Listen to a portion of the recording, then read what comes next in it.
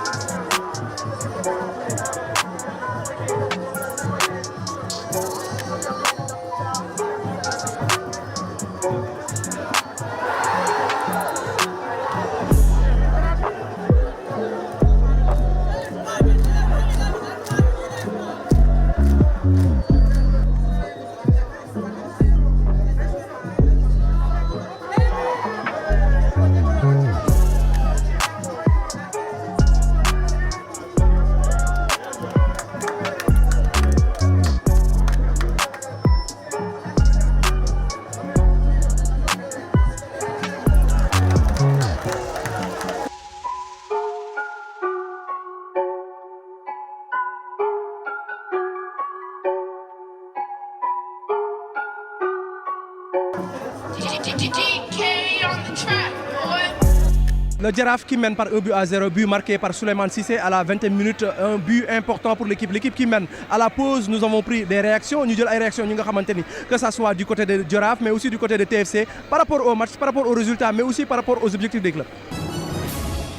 On a assisté à une très bonne première mi-temps avec les deux équipes très entreprenantes. Surtout l'équipe du Jaraaf qui a commencé vraiment très fort avec un pressing très haut, qui a pu exploiter sur ses récupérations hautes. Cette équipe a pu mettre un but. Et aussi après, l'équipe de Teungueth a retrouvé vraiment ce qu'on connaît de lui, garder bien le ballon et l'utiliser bien comme il faut. Et voilà, un match vraiment équilibré. Et un très bon match de championnat. Un match de championnat où le titre va se jouer certainement parce qu'avec une victoire, le Jaraaf va réduire l'écart et ce qui maintient le suspense pour la fin de ce championnat. Oui, si le Jaraaf gagne, ça maintient le suspense. Mais après, il y a Teungueth qui est là pour faire un résultat positif. Voilà, maintenant, il reste 45 minutes, voire même 50 ou plus. Maintenant, attendons de voir ce qui va se passer. Mais en tout cas, un agréable match qui montre que vraiment le football au Sénégal évolue bien et aussi ça travaille bien dans les clubs. Nous avons déjà ce match important entre le Jaraaf et Teungueth. gis naa ni Jaraaf ñu entamé match bi baax na trop ndax dañoo entamé match bi profité dugal après taxaw xaar waaw. merci d'accord merci. premier mi-temps bi moom ni ma ko jàngatee moom daanaka rafetlu ma ko parce que lu ci bëri arbitre bi dafay seetaan te defe naa fair play la ñu woote war nañu def fair play ba nga xam ne match bi dañ koy football normalement que le meilleur gagne moo gën a rafet mais gis nañu yoo xam ne nii war nañ ko tirer te tiré wuñu ko loolu tam daf ñuy mettre mal ak moom te bëgguñu yegg foofu. En dehors de l'arbitrage ci wàllu terrain bi noo gisee déjà taxawaayu équipe bu Teungueth. waaw sama équipe moom ni ma ko gisee ni mu daan taxawee rek la taxawee te xam naa ne deuxième mi-temps moom di nga gis changement bu rëy ndax ñun ku ñu mën a premier mi-temps deuxième mi-temps dinañ la fa fekk incha allahu rabbi di ñaan yàlla lii nga xam ne moom la ñu dëgmal muy champion bi yàlla nañu ko yàlla may te lépp ñu def ko ci fair play ndax ñun ñëpp ay doomi Sénégal lañu ñu football ci jàmm ku nekk ñibbi si jàmm. non 2STV yi doon naa ko wax seen beneen naataangoo bi nga xam ne mooy faral di ñëw nee naa ko amu leen morom yéen amu leen morom ci réew mi bu ñëpp meloon ni yéen football sénégalais yi dem na fu sori ndax moom partout foo dem rek fekk leen fa. ñëw na Côte d'Ivoire fekk ma fa wax naa ko la même chose ne que bu doon yéen rek dem nañ bu yàgg mais nag ñu ngi leen di ñaanal ngeen yokku ca kaw ca kanam.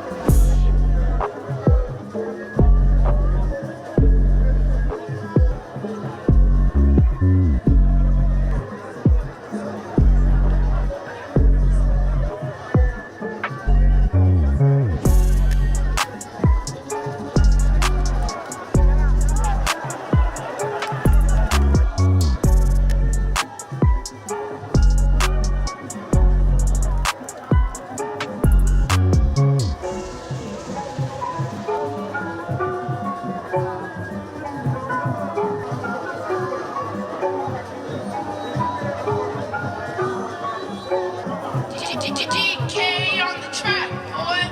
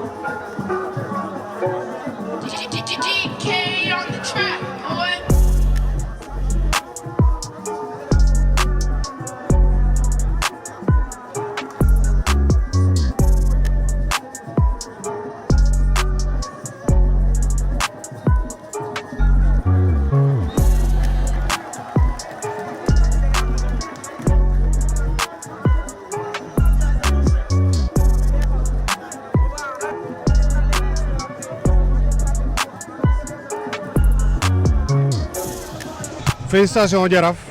Faut être honnête, ils étaient largement au-dessus. Donc c'est un non-match.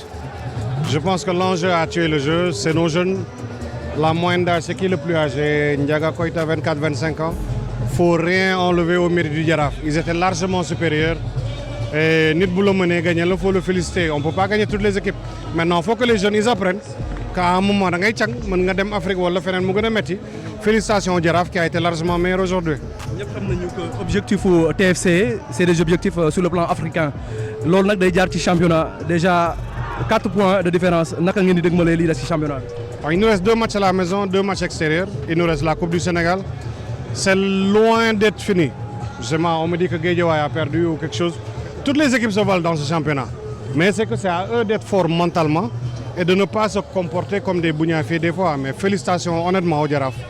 C'est vrai qu'avant le match, il y a des tensions au Jaraaf Teungueth, mais le Jaraaf mérite sa victoire. Honnêtement, largement, il y avait même pas photo.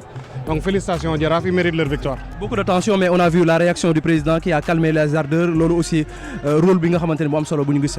Bon, il reste 4 matchs, c'est pas la peine de se battre. Barcelone sax des pertes, Real des pertes. On est qui? On est né il y a 11 ans, 12 ans. TP Mazembe est né en 1919. Jaraaf a 72 ans. Donc si nous on a 10-12 ans, on a gagné toutes les coupes. Si on perd contre le Jaraaf, on veut se suicider, autant arrêter le foot. C'est pas une honte de perdre contre le Jaraaf. On est sportif, on n'aime pas perdre, mais il n'y a pas de honte à perdre contre le Jaraaf. Merci beaucoup. Président, vous avez réduit l'écart à 4 points. Jangat bi nga am ci match bu mel ni tey. Ouais, c'est vrai qu'aujourd'hui, donc, le Jaraaf a été bon. On a fait un bon match. Et que, bon, c'est vrai qu'on est tombé devant une bonne équipe de Teungueth FC. Et aujourd'hui, nous avons réussi à avoir cette belle victoire. Donc c'est une victoire qui est anecdotique. On réduit l'écart. Maintenant, on va prendre les matchs un par un. Mais par contre, c'était un bon match. Et je pense que, à part quelques petits problèmes, les deux équipes ont montré une belle image du football local. Et c'est ça qui est l'essentiel. Et c'est ça que je retiens. Aujourd'hui, nous devons tous travailler à montrer une belle image. C'était un match de qualité, face deux bonnes équipes qui étaient face à face. Et aujourd'hui, je pense que nous avons montré une belle image. Et je pense que le football local a besoin donc de ce genre de match-là pour s'améliorer. Victoire ak prestation bi nga def déjà nooy jàngatee match bi tey nga nekkoon homme du match à l'aller au retour aussi nga nekk vraiment def prestation bu am solo noo jàngatee déjà prestation bi tey. waaye c'est juste que résultat match bi moo ko laaj quoi boo xoolee raw nañu 7 points quoi tey moom suñu dernière cartouche la suñu match nii loolu rek mooy perdre nañ championnat il fallait coûte que coûte gagner on a fait de nos mieux pour gagner quoi que si bi consigne yi la ñu joxoon attaquer pour aller gagner lu ñu am jël. Aimé Tendeng au niveau du Jaraaf. Adaptation bi dafa gaaw bi nga ñëw aussi da nga bokk ci leader technique yi déjà noo gisee au niveau du Jaraaf où la pression elle est très haute. non c'est juste que man dama xaw a min championnat quoi parce que xaw naa si yàgg tuuti quoi moo taxit en plus ñi nekk ci équipe bi yàgg naa nekk ak ñoom sélection et tout ça ñoo yàgg nañu bokk sélection waaye sélection yëpp la ñu bokk quoi waaye moo taxit quoi bi ma ñëwee rek fekk na min naa gars yëpp depuis sélection moo tax ma gaaw adapté wu. Aimé dans les derbies dañuy gis beneen Aimé dafa mel ni da ngay namm ay match yu mag. waaye juste que xam rek li championnat bi la ku nekk day daan dooleem pour mën a tukki dans ce genre de match yoo xam ne comme RTS ñëw pour filmer il faut ñuy wone pour dem fii ay weccit lañ fi am juste que loolu moo ñu mën a dimbali pour ñu dem dimbali suñuy waajur yéen mi sa journal xam nga ne championnat mooy loolu. xam nañ ni championnat bi mooy loolu mais ren gis nañ vraiment Aimé beneen standing nga nekk est-ce que yaa ngi séntu sa bopp déjà à la fin de ce championnat avec le titre avec le Jaraaf. waaye incha allah yàlla baax na man j'ai toujours confiance bi may nii la Casa Sport fii journaliste bi loolu la ma waxoon waaye journal DDS bi sax moo ma interrogé mu ne ba xam yaay am confiance ba ne ma ne ko waaw rien n'est impossible ci football quoi waaye parce que ñi ngi seetaan yaa gis exploit yi ne di am ci football rien n'est impossible. donc le championnat mën nañu xaar aussi le prince de la coupe du Sénégal parce que def ngeen benn voyage bu am solo diggante ak Ayobu Matam dafa mel ni nag voyage boobu dafa influer tey. waaw dafa xawoon a métti si ñun quoi mais comme bu ñu ñëwee bon mettre nañu ci ay bonnes conditions pour ñu mën a récupérer pour mën a am souffle pour mën a jouer match bi quoi parce que grand match la. sa connexion ak le président Youssou Diall on voit beaucoup de conseils. oui c'est ça quoi moo xam nga man fi soree laa jógee te boo xoolee sama situation ak fi ma jógee en fait et tout ça juste que dama soxla dimbal quoi ay nit yi ma jege di wax ak man en fait waaye c'est important pour man quoi parce que fu soree laa jógee nekk fii maay bàyyi sama waajur yëpp dëkk ba et tout ça ouais je suis seul aussi quoi. xam nga championnat bi moom y a des hauts et des bas football moo demee noonu aussi tu vois une nouvelle équipe avec des joueurs qui viennent d'arriver c'est difficile il faut donc prendre le temps de mettre l'équipe en place parfois nga yaakaar ne sax mu ngi ci place am nga jékki-jékki gis ay failles mais yëpp ànd ak patience ak dal toujours di xool nu ñu apporter correctif yi nu ñu ko améliorer je pense que loolu moo tax tey xale yi ñëw wane lii je pense que bu ñu xoolee depuis quelque temps quand même il y a une logique parce que une constance de l'équipe du Jaraaf même pour les coupes qui ne perdent pas dans des conditions difficiles muy voyage ay kilomètres yu bëri di ñëw boo xoolee même yàggul 3 jours on était à Matam mais boo xoolee tey match bi da nga mel ni tey Jaraaf fii la nekkoon donc lépp ci récupération la gestion booy yi préparé nañ yi baax préparé nañ leen ko mentalement techniquement tactiquement parce que en face on savait que c'était un adversaire de taille une belle équipe je pense que suñu entame de match moo baax moo tax aussi logiquement ñu mëne 1-0 mais après bi ñu mënee am na benn moment de frottement bu am booy reculer bàyyi bal beeg Teungueth mais heureusement pour nous même s'il y avait un temps fort pour Teungueth, il n'y avait pas d'occasion parce qu'ils ont bien joué par moment mais créé une occasion franche. Après comme nous koy wax yàlla dimbal nañu dem ba mi-temps bi ñu demee ba mi-temps aussi gis nga bu ñu joué 10 minutes rek def naa ay réaménagement génnee nu tuddati Rémi indi Papa génnee aussi Wally yóbbu Aimé ci côté bi indi Mame Cheikh densifier milieu terrain bi et puis permettre aussi Aimé mu jouer mu am liberté de jeu je pense que loolu bu ñu ko defee après on a vu aussi avec le positionnement de Bachir dans l'axe comme attaquant pivot ça a été un léger mieux parce que présence am ak taille athlétique am après permettre na mun jouer nekk relais élément de pivot ñuy appuyer ci moom après gis nga logiquement booy dugal nañu deuxième but c'est une belle action de jeu avec Aimé qui a logé presque qui a la nettoyé la lucarne avec aussi cette belle action collective entamée sur le côté gauche Aimé qui centre Babacar Sarr au deuxième poteau qui surgit qui marque de la tête c'est bien c'est des actions collectives c'est un bon match bien maîtrisé vraiment le Jaraaf a très bien joué on n'a jamais été bousculé je pense mais alhamdoulilah mais il faut avoir de l'humilité parce que nous jouons un championnat qui est très difficile où les matchs sont difficiles pour man gagner nañu mais nañu xool toujours nu ñu améliorer ak lu ñu rectifier parce que parfois bu ñu gagner euphorie bi day topp nit ñi ñu dem ba nga xamante ni dañuy foog ni fekk kii mooy premier moo ñu rawee 4 points donc des na lu bëri quoi nañu sant yàlla bu ko defee ñu féete ko tey mais suba ñu jubluwaat ci liggéey bi. mu des quelques matchs déjà naka la ko Jaraaf di war a waaj a dëgmale parce que dafa nekk ay matchs yu am solo avec 4 points Teungueth bi nga xamante ne aussi desee na ko ay matchs yu am solo à domicile mais aussi à l'extérieur. waaw championnat bi daal comme ma la ko mën a waxee premier beeg ndaara bi ñoo yem championnat Sénégal nivellement développé même équipe deuxième division sax da nga gis coupe mu jàpp équipe première division di ko malmené donc daal li ci am solo on a bien préparé ce match mais nañu am humilité ñu apporter correctif yi ñu xam ne match bii di ñëw c'est le match le plus important parce que football bi passé na da ngay xool noo ko améliorer toujours pour am ci kanam je pense que loolu moo am solo yàlla defal nañu ko nañu sant yàlla quoi loolu moo am solo inchallah.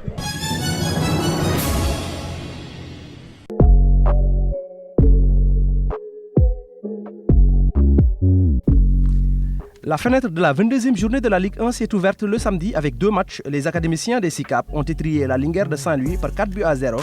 Match nul et vierge entre la Lanterne Rouge et l'Union Sportive de Ouakam. Les autres matchs se sont joués le dimanche. Les insulaires de l'Union Sportive de Gorée ont battu par de plus petits des scores Diamono Fatick. Match nul et vierge entre le Casa Sport et l'AS Pikine au stade municipal de Kolda. Sonacos a battu le stade de Mbour par 1-0. Le Jaraaf a remporté le choc par le large score de 3-0 grâce à l'inévitable Aimé Tendeng. Réduit à 10, les Crabes ont perdu devant leur public le match pour la lutte au titre face à Génération Foot. En Ligue 2, un seul match se jouait le samedi. Walidan a fait match nul et vierge au stade Maniang Soumaré face aux défunts de RSI Off. Cette pluie de matchs nuls s'est abattue aussi le dimanche. 5 rencontres se sont soldées de nuls.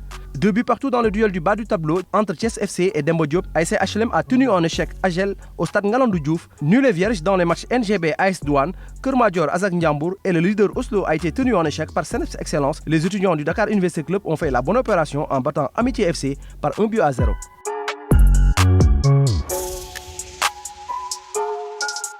Malgré leur défaite, les joueurs de Cheikh Gueye sont toujours le leader avec 43 points. Le Jaraaf est deuxième avec 39 points. Les Crabes de Guédiawaye ont été stoppés dans leur élan pour le titre par les Grenats par 1-0. Dakar Sacré-Cœur reprend la 4e place après ses 2 victoires successives face à l'US Ouakam et la Linguère de Saint-Louis. L'AS Pikine est 5e avec le même nombre de points que Sonacos. Djambar est relégable avec 18 points, de même que le promu Diamono Fatick qui pointe à la 13e place. Au classement, Oslo garde toujours la première place malgré son match nul. L'AS Douane est deuxième avec le même nombre de points que Walidan qui a été tenu en échec devant son public. ASC HLM, après un bon déplacement à Rufisque, pointe à la 4e place avec 35 points. Amitié FC, après sa défaite face aux étudiants, est 5e à 3 points de l'équipe du président Abdelaziz Diouf. RSIOF est 6e avec le même nombre de points que les Galactiques de Niary Tally Grand Dakar Biscuiterie. Au bas du tableau figurent Keur Madior et Demba Diop, 2 clubs mourois.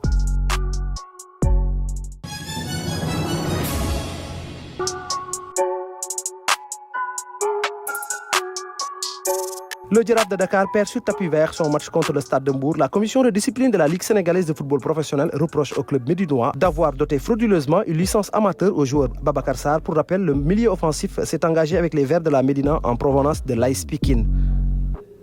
Ce retrait de 3 points va permettre au club mourois de souffler et de se pointer à la 10e place. L'élan du Jaraaf pour le titre a été stoppé avec ce retrait, ce qui ramène l'écart avec le club rufisquois à 7 points.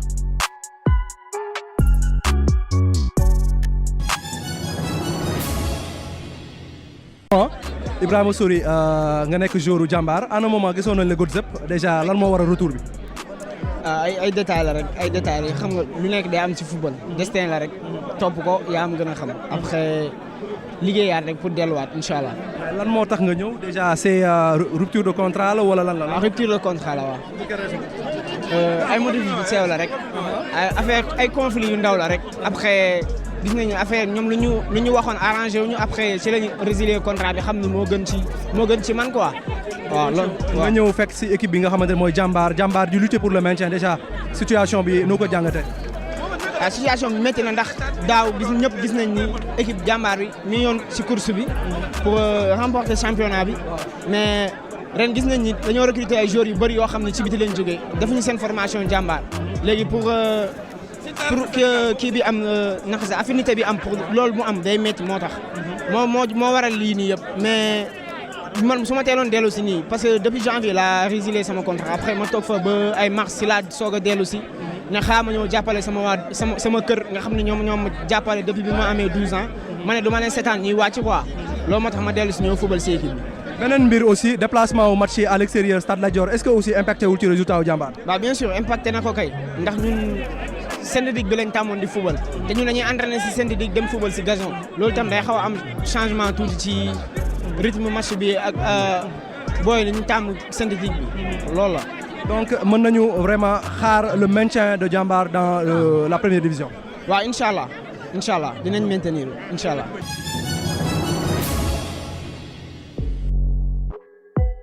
En Ligue 1, 2 matchs vont se jouer le samedi. Le leader Teungueth FC va croiser le Casa Sport au stade Ngalandou Diouf, match qui va être retransmis en direct sur votre chaîne de télévision, la 2STV. Jamono Fatick va recevoir Sonacos au stade Massène Sène et le dimanche vont se jouer 3 rencontres, notamment avec le derby dakarois entre les insulaires de l'US Gorée et les requins de l'Union sportive de Ouakam.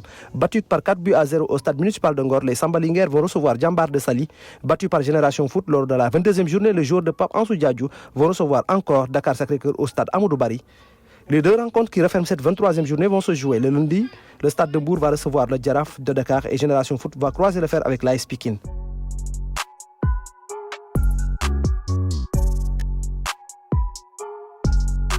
En Ligue 2, 3 rencontres vont se jouer le samedi 11 mai 2024. Seneps Excellence va recevoir la Lanterne Rouge Keur Madior. L'AS Douane va disputer un match choc contre les défunts de RS Yoff. Et au stade municipal des HLM va se jouer le duel pour la 3e place pour les joueurs d'Alimal et la 1re place pour les joueurs de Saliou Boutouré. 3 rencontres vont se jouer le dimanche. L'Azak Ndiambour va essayer de mettre fin à la série de contre-performances face au Duc au stade Albouri Ndiaye. Battus lors de leur précédente sortie, les académiciens de Malicounda vont recevoir Thiès FC qui lutte pour le maintien. NGB va défier le leader Oslo au stade municipal des HLM. Le dernier match de cette 23e journée va opposer la Lanterne Rouge d'Embo Diop à Agel le mardi au stade Caroline Faye de Mbour. C'est tout pour ce numéro de votre émission La Ligue chez vous. Merci de l'avoir suivi et bonne suite des programmes sur la première chaîne de télévision privée du Sénégal.